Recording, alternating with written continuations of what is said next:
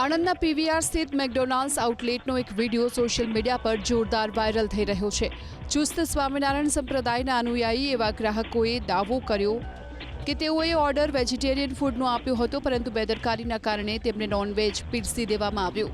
આ ઘટનાથી ગ્રાહકોની ધાર્મિક લાગણી દુભાઈ અને સ્થાનિક લોકોમાં ભારે રોષ જોવા મળ્યો।